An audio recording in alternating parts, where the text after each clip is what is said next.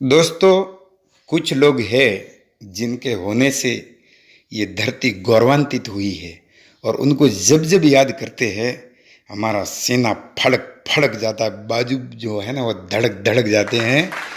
और ऐसे ही एक शूरवीर योद्धा के बारे में मैं आपसे बात करने जा रहा हूँ। दोस्तों, हीराबा रबारी, करमटा रबारी और बलवंत सिंह बाखासर, क्या तो इनकी दोस्ती थी और क्या इनकी शूरवीरता थी। दोस्तों, कहते कि बने चाहे दुश्मन जमाना हमारा और सलामत रहे दोस्ताना हमारा। मैं हीराबा करमटा रबारी के बारे में, इनकी शूरवीरता के बारे में बोलने से पहले एक मेरा पसंदीदा शेर इनके बारे में मैं बोलना चाहूँगा कि है समय नदी की धार जिसमें सब बह जाया करते हैं, और है समय बड़ा तूफान कि जिसमें प्रबल पर्वत तक झुक जाया करते हैं।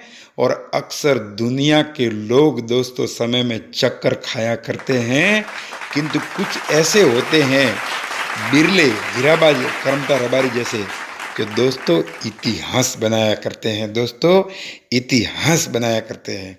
और जब हीराबा रबारी की याद आती है तो मेरे मन में होता है कि आसमान से इत्र गिरा या बरसातों में आप महके, और तन मन जीवन धड़कन सांसों जज्बातों में आप महके। महके महके कितने सपने इन आंखों में घुले रहे। हमने जब भी बोलना चाहा तो हीराबा आप जैसे, रणछोड़ भाई रबारी जैसे जो शूरवीर थे वो हमारी सदा निगाहों के सामने महके। तो दोस्तों, मैं बात करने जा रहा हूँ एक ऐसे शूरवीर के बारे में। हीराबा राजस्थान के बाड़मेर जिले के चौटन जो तालुका है, गांव गंगासरा के रहने वाले थे।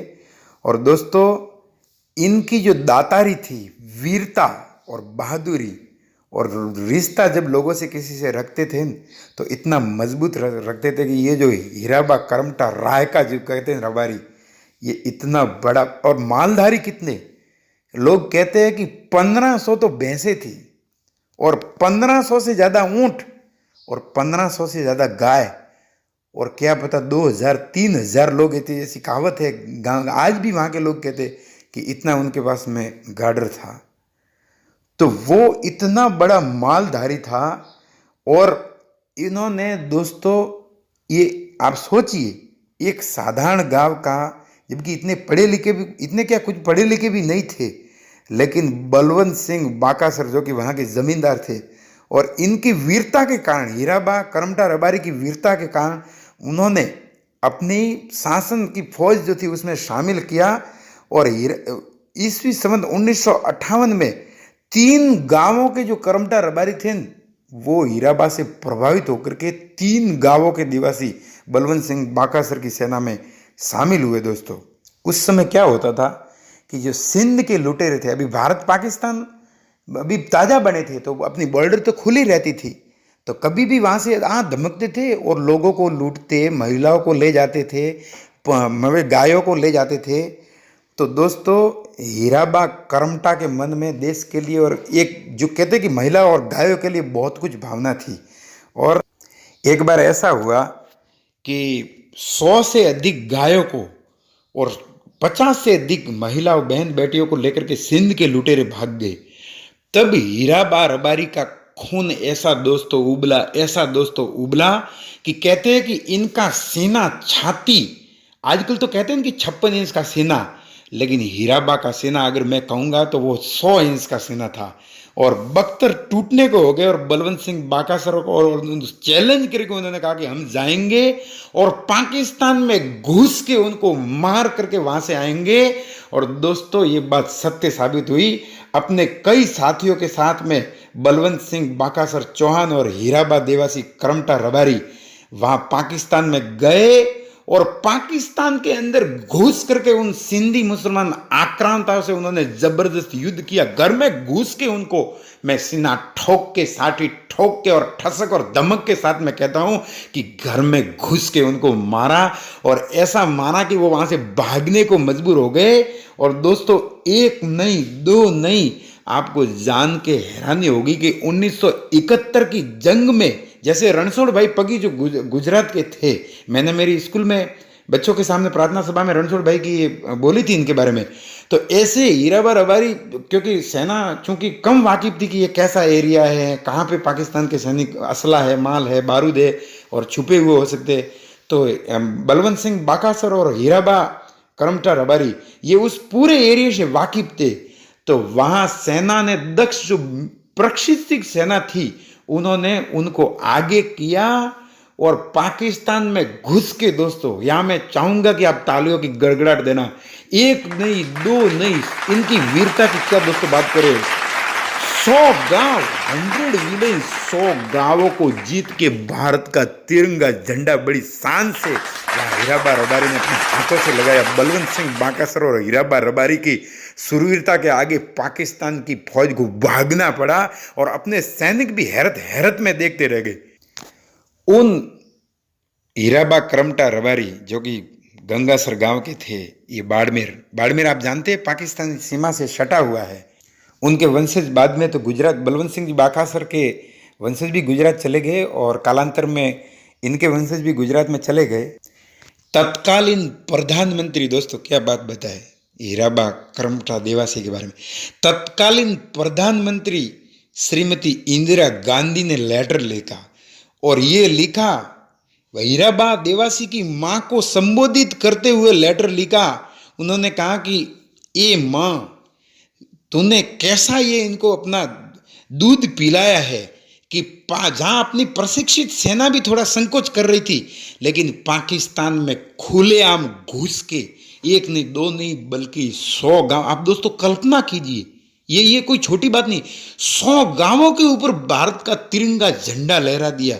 कैसा दूध पी रहे, मैं इस दूध के ऊपर शूरवीरता, इस इंदिरा गांधी ने वो लेटर लिखा, आज भी वो इतिहास के पन्नों में दर्ज है दोस्तों। और वो हीराभाई देवासी करमटा और बलवंत सिंह जी बाकासर की वीरता को परिलक्षित करता है। और दोस्तों ये बात सच है कि जो जाति, जो कौम अपने शूरवीरों को नहीं याद कर सकती, अब आप सोचिए ये कैसे हीरो थे, कैसे नायक थे, कैसे शूरवीर थे जो गुमनाम हो गए, किसी किताब में कहीं पर भी इनका जिक्र तक देखने को नहीं मिलता। और आप सोचिए दोस्तों, ऐसे हीराबा करमटा देवासी जैसे शूरवीर और वीर मेघराज कड़ोत्रा रबारी, रणछोड़ भाई जैसे पगी सुमहान शूरवीर इतिहास के पन्नों में, किताबों में जिक्र तक नहीं हुआ। तब मेरे दिल में दर्द उठा। हालांकि ऐसे ऐसे शूरवीरों के बारे में कहीं जिक्र नहीं, तब मैं स्कूल में भी बोला, तब मैंने हर जगह में बोलना चाहता हूँ।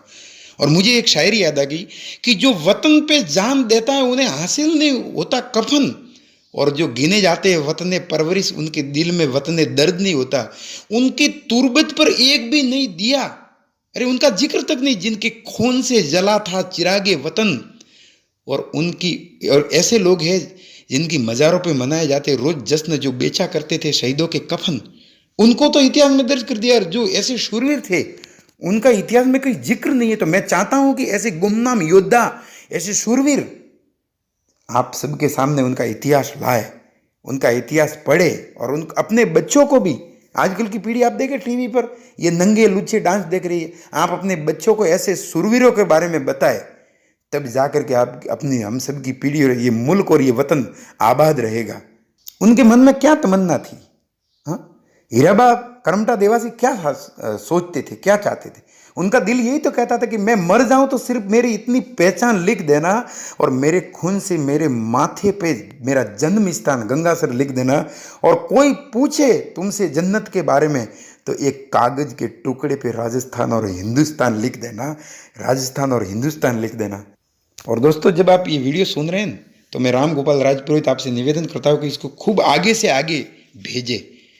लाखों करोड़ों रबारी देवासी है, उन तक एक वीडियो मेरा कम से कम 1 करोड़ लोग देखे तब मालूम पड़े कि इतिहास के उन शूरवीरों को आपने नमन किया है, प्रणाम किया है। इस वीडियो को अधिक से अधिक व्यूज आए तब मैं मानूंगा कि आप इन शूरवीरों को सलाम करते हैं। प्रत्येक रबारी देवासी ग्रुप में भेजे।